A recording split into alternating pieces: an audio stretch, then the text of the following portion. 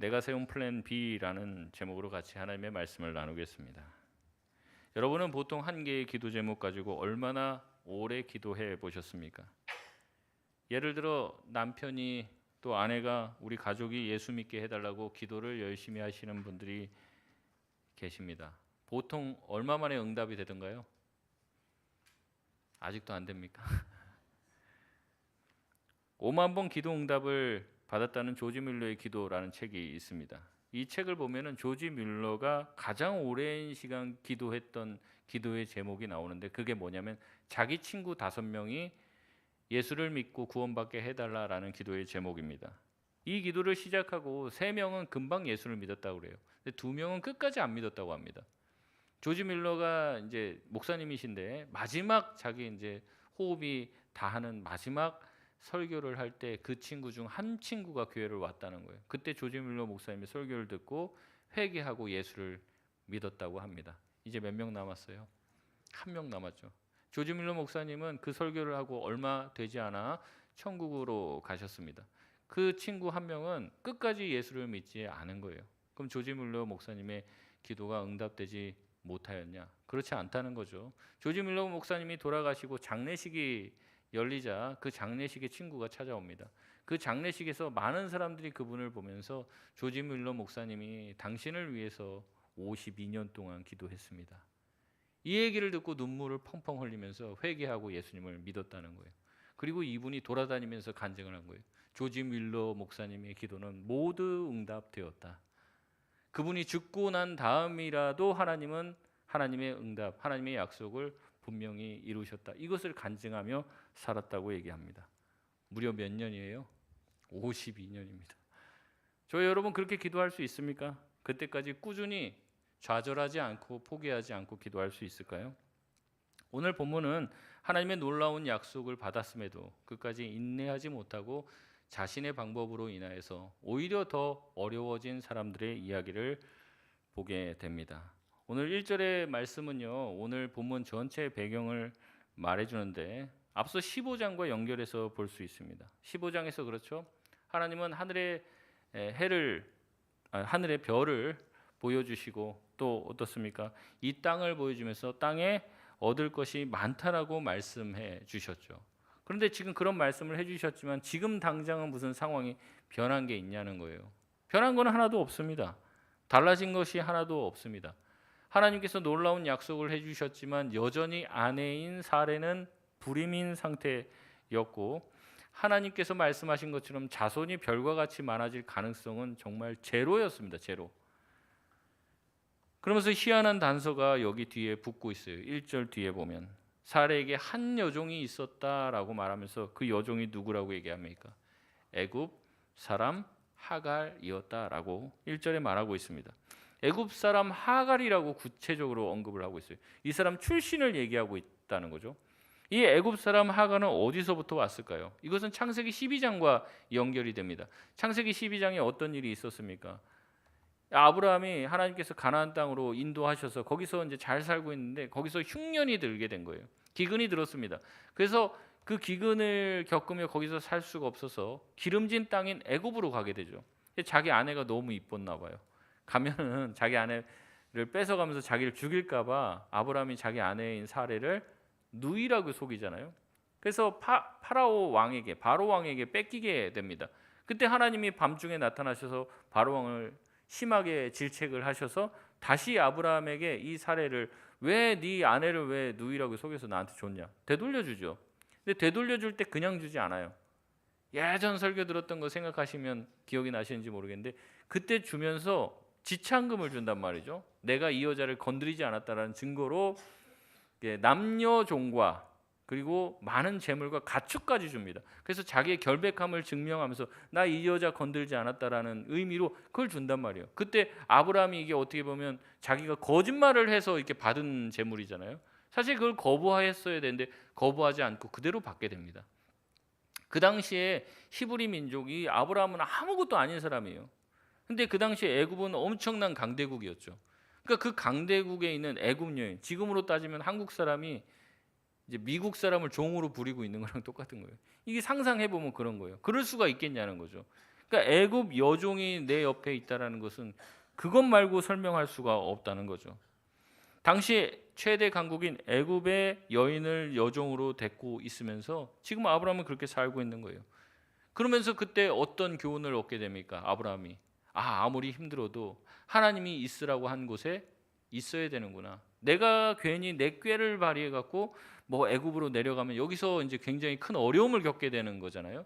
그러니까 이렇게 하지 말고 하나님이 있으라고 한 그곳에서 있으면서 하나님께서 이겨 나가게 하시고 이 기근이나 흉년이나 이런 것들이 있어라도 하나님이 지켜주실 것을 믿으면서 거기서 계속 있어야 된다. 그걸 이제 깨달은 거예요, 사실은. 그래서 이 12장에서 이런 교훈을 받았습니다. 하나님을 신뢰하라는 거죠. 네 생각대로 하지 말라는 거죠. 그런데 오늘 여기 16장에서 다시 한번 이 일이 반복이 됩니다. 이번에는 아브라함이 아니라 사레입니다. 사레는 출산하지 못하자 자신만의 방법으로 이 문제를 해결하려 합니다. 우리 2절 말씀인데 같이 한번 읽겠습니다. 시작. 사레가 아브라함에게 이르되 여호와께서 내 출산을 허락하지 아니하셨으니 원하건대 내 여종에게 들어가라. 내가 혹 그로 말미암아 자녀를 얻을까 하노라 하매 아브라함이 사레의 말을 들으니라. 아멘. 사레는 아브라함에게 자신의 여종에게 들어가라라고 얘기를 합니다. 여종을 통해서 자식을 보겠다는 거죠. 여러분, 이런 사레의 모습은 지금의 관점으로 보면 되게 문제가 있어 보이죠. 이해하기가 어렵습니다. 그러나 당시의 관습에서는 합법적인 일이었고 지혜로운 해결책이었습니다. 고대 함무라비 법전이나 누지 문서에 따르면 이 불임인 아내가 남편에게 자기의 여종을 주어서 대를 잇게 하는 것은 굉장히 합법적인 일이고 그 관습에 따라서 용인되었던 일인 거예요. 그런데 이렇게 하는 것 자체가 더 큰 문제인 이유는 뭐 어떻게 자기 종을 이렇게 남편한테 해갖고 애를 낳냐 이런 문제가 아니라는 거죠. 사례가 이 문제에 대한 해결책을 얘기하면서 처음에 초두에 내가 이렇게 하는 일이 누구 때문이라고 표현하고 있습니까? 바로 하나님 때문에 그렇다라고 얘기하고 있어요. 2절에 보니까 뭐라고 얘기합니까? 사레가 아브라함에게 이르되 여호와께서 내 출산을 허락하지 아니하셨기 때문에 내가 이렇게 행동을 한다라고 얘기하는 거예요. 그러니까 지금 이 모든 문제의 시작은 누구예요? 하나님이죠. 하나님 탓이라고 얘기합니다. 사례는 여호와께서 허락하지 아니하셨기 때문에 지금 내가 겪고 있는 모든 문제의 원인을 누구라고 얘기하는 거예요? 하나님이라고 얘기하는 거죠. 그러면서 내가 내 방법대로 하면은 내가 자녀를 얻을까 하노라라고 얘기합니다. 이거는 또한 창세기 3장으로까지 연결이 됩니다. 고든 웨남은 이 부분을 이렇게 얘기합니다. 사례의 제안은 당시 사회적 기준으로는 흠잡을 데 없는 관습이었다. 하지만 문화적으로 용인된다고 해서 그것이 신앙적으로 옳은 것은 아니다. 그들은 하나님의 약속을 인간의 수단으로 성취하려 했으며 이는 믿음의 포기였다. 사례는 하나님의 약속을 자기만의 방법으로 이루려고 합니다. 하나님의 계획은 누가 이루시는 겁니까? 하나님이 이루시는 거죠. 하나님이 하나님의 방법대로 하시는 거예요. 근데 하나님의 계획, 하나님이 너에게 자녀 주겠다. 근데 안 줘요. 그러니까 어떻게 합니까? 내가 그 하나님의 그 뜻을 내 방법으로 이루려고 한다는 거죠. 월권을 한 것입니다. 더 충격적인 것은 이 이야기를 듣는 아브라함의 반응이에요. 아브라함은 어떻게 합니까? 2절 끝에 보면 어떻게 해요? 누구 말을 듣습니까? 사레의 말을 듣습니다. 사레의 말을 들어요. 여자 말 잘 들어야 됩니까? 안 들어야 됩니까? 잘 들어야죠. 잘 들어야지 가정이 평안하죠. 그런데 이건 아니라는 거예요. 사레가 자신의 계획을 아브라함에게 제안했을 때 아브라함이 해야 되는 마땅한 반응은 무엇이었을까요? 아브라함이 했던 반응. 여러분, 앞에 15장과 이게 다 연결이 된다고 말씀드렸죠. 앞에서 15장에 하나님께서 아브라함에 막 얘기하잖아요. 우리 집에서 길리운 이 다메섹 사람 엘리에셀을 통해서 대를 잇겠다고 얘기하니까 하나님 그거 아니다라고 얘기하십니다. 하늘의 별과 같이 바다의 모래알과 같이 네 자손을 많이 하게 할 것이다. 네 몸에서 난 자가 네 자손이 될 것이다라고 분명히 얘기하십니다. 또한 횃불 언약으로 고기 쪼갠 고기 사이로 지나가시는 그 체험을 통해서 하나님은 분명히 이 약속을 이루실 것인데 내 생명을 걸고 이 약속을 이루실 것이라고 약속을 해줘요. 근데 이 약속을 누구에게만 합니까? 아브라함에게만 하는 거예요.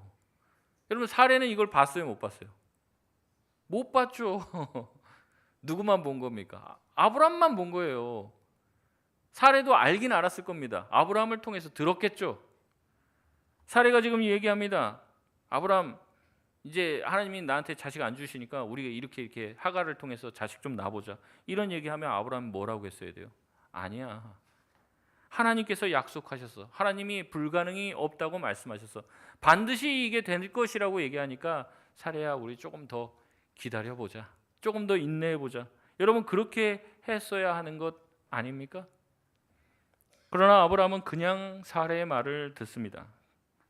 듣는 정도가 아니죠. 오늘 본문 전체에서 보면요, 아브라함은 어떠한 역할도 하지 않습니다. 희종일관 사례에게 끌려다녀요. 상황에 끌려다니고 가장으로서, 영적인 가장으로서의 전혀 역할을 하지 않고 믿음의 조상으로서 보였던 결기는 전혀 보이지 않으며 이리저리 끌려다니는 모습을 보입니다. 이런 모습을 가리켜 모든 신학자들이 이구동성으로 뭐라고 얘기하는 줄 아십니까? 이게 바로 창세기 3장의 아담과 하와의 모습과 동일한 모습이다라고 얘기해요.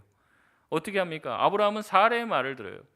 여러분 이게 왜 문제냐면 하나님이 아담을 책망하실 때 뭐냐면 왜 네가 내 말을 듣지는 않고 왜 하와의 말을 듣느냐, 네 아내 말을 듣느냐, 그렇게 얘기를 하신다는 거죠. 우리 창세기 3장 17절 말씀 같이 한번 읽겠습니다. 시작. 아담에게 이르시되 내가 내 아내의 말을 듣고 내가 내게 먹지 말라 한 나무의 열매를 먹었은즉. 아멘. 하나님은 아담이 하나님의 말씀을 듣지 않고 아내의 말을 들었음에 책망하십니다.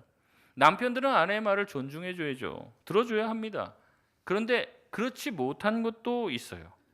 심지어 3절에 사례는 하갈을 가져다가 아담에게 준다 이렇게 얘기합니다. 가져다가 준다. 이 표현이 뭐냐면 이 창세기 3장에 이 하와가 아담에게 선악과를 따서 가져다 준다. 이 표현과 똑같은 표현을 쓰고 있어요.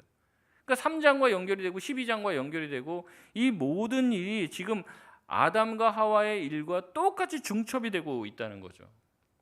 우리 3절 말씀 한번 같이 읽겠습니다. 3절입니다. 시작. 아브라함의 아내 사레가 그 종 하갈을 데려 가나안 땅에 거주한 지 10년 후였더라. 아멘. 아브라함은 가정의 영적 권위를 포기하고 하나님의 약속보다도 아내의 지혜롭고 현실적인 제안에 수긍하는 아담의 모습을 그대로 반복하고 있습니다. 그런데 본문은 이 상황이 그럴 만한 상황이라고 얘기하고 있어요. 왜냐하면 그들이 아들을 기다리고 기다린 지가 얼마나 되었다고 말하고 있습니까? 방금 읽었잖아요. 10년이나 걸렸어요. 10년. 아브라함 부부는 지쳤습니다. 그래서 15장에 계속 흔들리는 모습을 보이죠. 하나님은 그들에게 엄청난 언약의 체험을 주셨습니다. 그럼에도 불구하고 어때요? 곧바로 무너져요. 저는 처음에 이 본문을 보면서 그랬어요. 아, 하나님이 15장에 약속하시고 나서 한 10년이 지났나? 이랬는데 그 본문을 보면 그게 아닌 거예요. 12장에 하나님께서 부르실 때부터 가나안 땅에 들어갈 때부터 10년이 지난 거예요. 그러니까 15장과 16장의 간극은 저도 찾아보면 15장과 16장의 간극은 굉장히 짧아요. 이게 하나님이 횃불 언약이랑 그렇게 하늘에 놀라운 별들을 보여주고 모래알처럼 많이 이렇게 네 자손을 많이 해주겠다 그 약속을 하고 시간이 오래 흐른 게 아니라고요. 얼마 되지 않습니다. 얼마 되지 않고 인간적인 방법을 꺼내듭니다. 여러분 왜 이런 일이 일어났을까요? 엄청난 체험을 했잖아요. 그러면 좀 견딜 힘이 생겨야 되는 거 아닙니까? 근데 제가 보니까 그게 아니라는 걸 알게 됐어요. 여러분 만약에 아브라함이 이런 놀라운 체험을 했어요. 횃불이 막 지나가고 그런 체험과 하나님이 역사하신 놀라운 모습을 봤어요. 그러면 아침에 일어나고 자기 아내 사례에게 얘기했겠죠. 야, 내가 어저께 꿈을 꿨는데 하나님이 환상 중에 나한테 이런 환상을 보여주셨어. 하나님이 우리에게 자식 준대. 아, 그러면 이제 사례가 할렐루야, 하나님께서 우리에게 자식 주겠구나 그러면서 내일이라도 줄 것이라고 생각했겠죠. 근데 내일도 안 생겨요. 내일 모레도 안 생겨요. 일주일이 지나도 달라지지 않아요. 아니 어저께만 해도 엄청난 체험을 했는데 곧 돼야 되는 거 아니에요? 곧. 그러니까 체험이 클수록 믿음이 커질 거라고 생각하는데 아니에요. 기대가 크죠. 하나님의 은혜, 막 내 가슴이 막 뜨거워지고 진짜 하나님 내 문제 해결해 주실 것 같아요. 당장이라도 내일 될 것 같아요. 근데 내일 안 돼요. 그럼 뭐가 더 커요? 실망이 더 큰 거죠. 어제 왜 그걸 보여줬어? 왜? 어제 보여줬으면 내일 돼야 되는 거 아니에요. 놀라운 역사를 보니까 더 절망이 깊어지는 거예요. 그래서 견디지 못하는 상태에 이르게 된 것이죠. 아무 일도 일어나지 않자 사례는 참지 못합니다. 아브라함도 참지 못하는 사례를 제지할 힘이 없어요. 여러분, 이게 아브라함과 사례의 모습입니까? 바로 우리의 모습 아닌가요? 하나님의 은혜를 충만하게 체험하고 하나님한테 큰 헌금 드리고 막 이러면 곧 뭐가 일어나야 되잖아요. 막 뒤집어져야 되는 거 아닙니까? 막 살아나고 뒤집어지고 뭐 기도한 대로 막 형통하고, 바라기는 정말 그렇게 되길 바랍니다. 그러나 현실은 어때요? 그렇지 못하죠. 빡세게 기도하고 금식하며 기도하고 작정 기도하고 참아보고 기다려보고 하나님께 눈물로 호소하지만 바뀌는 건 하나도 없는 거예요. 견디다 못해 이런 생각을 합니다. 아, 이제 하나님이 안 도와주시는구나. 내가 알아서 해야겠구나. 이런 생각이 드는 거죠. 여러분, 물론 사례는 그럴 수 있습니다. 사례는 직접 그것을 보지 못했기 때문에. 그러나 그 언약을 체험한 것은 아브라함이잖아요. 하나님이 먹지 말라고 한 경고, 먹으면 반드시 죽게 될 것이라는 경고를 들은 것은 아담이잖아요. 그럼 나섰어야죠. 아담도 나서지 않고 아브라함도 나서지 않습니다. 아브라함은 침묵하고 방관합니다. 게다가 3절을 원어로 보면요, 아브라함의 아내 사레는 이 하갈을 아브라함에게 첩으로 주었다, 이렇게 한글 성경에 나와요. 지금 여러분 성경 보시면. 그런데 이게 원어 성경으로 보면 그게 아니에요. 아내의 자리로 준 거예요. 아내의 자리로. 자기가 아내인데 하갈을 아내로 준다니까요. 그러면 자기는 그 자리를 잃어버리게 되는 거죠. 자식을 얻으면 행복해질 것 같은 거예요. 우리 가족이. 자식이 없어서 불행해요. 맨날 슬퍼요. 자식만 있으면 행복해질 것 같아요. 그러니까 자식을 얻기 위해서 어떻게 합니까? 자기 자리를 남에게 준단 말이죠. 마치 이 배가 고파하고 팥죽 한 그릇에 자기 장자권을 판 에서와 똑같은 거예요. 팥죽 한 그릇 먹는 게 그렇게 중요합니까? 뭐가 중요한지를 모르는 거죠. 결국에 아내 자리를 뺏겼기 때문에 나중에 하갈에게 핍박을 받게 되고 멸시를 받게 되는 것은 당연한 일이에요. 당연한 일. 이 모든 일을 자기가 자초한 겁니다. 아내 자리를 뺏기게 된 것, 그래서 불행이 찾아오게 된 것, 사례가 다 자초한 일이죠. 4절에 아브라함과 하갈은 동침을 하여 임신하게 됩니다. 그러나 그 결과는 그들이 그렇게 바랬던 행복이 아니라 지옥이었습니다. 자신의 자식을 자기의 종에게 주었으니 당연한 결과죠. 자초한 결과입니다. 그럼에도 불구하고 사례는 누구의 핑계를 댑니까? 우리 5절 말씀입니다. 5절 같이 읽겠습니다. 시작. 사례가 아브라함에게 이르되 내가 받는 모욕은 당신이 받아야 옳도다. 내가 나의 여종을 당신의 품에 두었거늘 그가 자기의 임신함을 알고 나를 멸시하니 당신과 나 사이에 여호와께서 판단하시기를 원하노라. 아멘. 사례는 아까 하나님의 탓을 했습니다. 근데 이제는 누구 탓을 해요? 아브라함 탓을 합니다. 그러면서 하나님의 판단을 입에 올립니다. 하나님이 당신이 옳은지 내가 옳은지 판단할 것이다. 아브라함 한 게 없는데 이거 얼마나 모순된 일입니까? 본인이 계획했어요. 본인이 다 저질러 놨습니다. 그런데 아브라함을 탓해요. 하나님의 뜻을 기다리지 못한 것도 자신이지만 이제 와서 하나님의 판단을 바라고 있습니다. 이런 사례의 모순된 태도에 대해서 아브라함은 어떤 반응을 합니까? 우리 6절 말씀 같이 읽겠습니다. 시작. 아브라함이 사레에게 이르되 당신의 여종은 당신의 수중에 있으니 당신의 눈에 좋을 대로 그에게 행하라 하매 사레가 하갈을 학대하였더니 하갈이 사레 앞에서 도망하였더라. 아멘. 아브라함은 자기 눈에 좋을 대로 살았던 사람이 아닙니다. 하나님이 보여주시는 비전을 따라서 살았던 사람이에요. 근데 이제 와서 뭐라고 해요? 당신 눈에 좋을 대로 그렇게 해라. 당신 생각에 옳다고 생각한 대로 하라. 이렇게 얘기합니다. 근데 지금 자기의 씨가 하갈의 태중에 있어요. 그러면 어떻게 해요? 가장은 그 생명을 지켜야 되는 거죠. 앞으로 사례가 무슨 짓을 할지 뻔히 보이는데도 당신 하고 싶은 대로 해. 좋은 남편입니까? 자기 눈에 보이기에 좋았던 대로 행하라고 했던, 그렇게 행하다가 결국에 소돔까지 갔던 롯을 연상시키는 거죠. 사례는 하갈을 학대합니다. 하갈은 학대를 피해 도망합니다. 근데 하갈이 누구라고요? 하갈의 출신이 어디라고 했습니까? 애굽이라고 했잖아요. 이게 얼마나 아이러니컬한지 몰라요. 히브리 여인이 지금 애굽 여인을 학대하고 있습니다. 근데 이 학대하다는 똑같은 단어가 또 어디에서 나오냐면 출애굽기에 나와요. 애굽인들이 히브리인들을 어떻게 합니까? 학대하는 거예요. 이게 뒤집어지는 거죠. 하갈의 입장에서는 얼마나 억울하겠습니까? 자기가 무슨 아브라함을 사랑해서 불륜을 저지른 겁니까? 그것도 아니에요. 주인이 시키니까 자기도 어쩔 수 없이 씨바지로 들어가게 된 것이죠. 물론 임신해서 주 여주인을 멸시한 것은 문제가 되죠. 그러나 애초에 그 자리를 허락한 사람도 누굽니까? 사례 본인입니다. 사례는 모든 일을 자기가 저질러 놓고 피해자인 척합니다. 하나님이 자식을 못 갖게 했다고 하나님을 원망합니다. 하갈이 임신하여 자기를 멸시한다고 하갈을 원망하고, 이 모든 일에 아브라함이 아무것도 안 했다고 아브라함을 원망하며 하나님 판단해달라고 얘기합니다. 여러분, 결국 인간적인 사례의 방법은 악순환을 낳는 거죠. 이 모든 과정에 수많은 문제가 일어날 때 한 번이라도 사례나 아브라함이나 하나님께 기도하는 모습, 어떻게 해야 될까요? 묻는 모습이 나옵니까? 안 나와요. 모든 인내심이 다 바닥나자 더 이상 기도하지도 않고 하나님께 묻지도 않고 하나님의 개입을 원하지도 않습니다. 내 문제 누가 풀겠다는 거예요? 내가 풀겠다는 거죠.